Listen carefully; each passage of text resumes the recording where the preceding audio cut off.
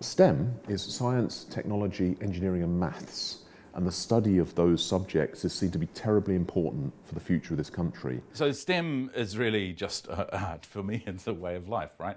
As a scientist, I am constantly engaged in science and technology and mathematics, and a little bit in engineering. Science, technology, engineering and maths, these are really exciting subjects because you're answering the big questions. You know, where does the universe come from? Where do humanities come from? What's the future of the planet? How can we solve problems like climate change? The answers to all of those challenges will come from people who study STEM.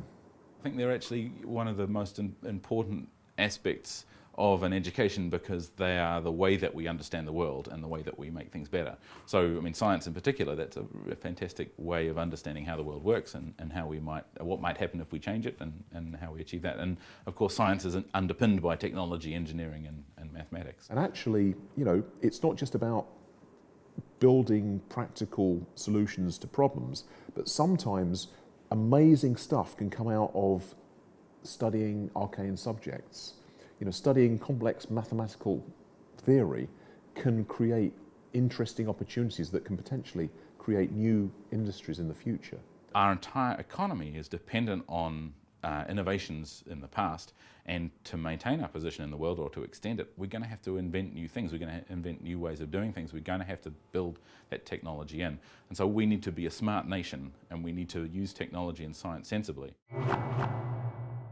Communicating science is a really important thing for scientists to do. Very often in the past, scientists would sit away in their universities in their so-called ivory towers and think they deserved a living from society. Well, my view is that we've got to bring society along and explain why studying science is terribly important. Particularly in my science, genetics, we do things which actually will affect lots and lots of people. So the way that we look at people's genetics, the way that we look at the genetics of organisms in the environment, the way we can use genetics to understand what's happening to our environment, these are all topics that are of immense interest to the general public.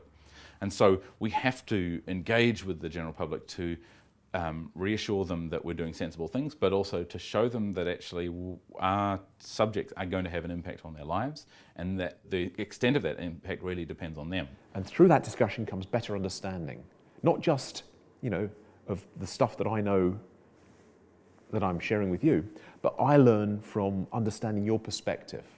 And that mutual discussion, I think, is a terribly powerful part of effective science communication. We know that science is changing in the rest of the world, and that change needs to be interpreted for New Zealand, and we need to understand what we can bring into New Zealand, what we can use effectively, and what we can avoid using. And the decisions about the use or non-use of technologies are really the public's decisions. They're not my decisions as a scientist. So from my perspective, we've got to have a science literate society. We've got to have a citizenry out there who know about science, who support science, and understand the value of science. And by that I mean science, technology, engineering and maths. And that's why communicating science and communicating it well is terribly important as well.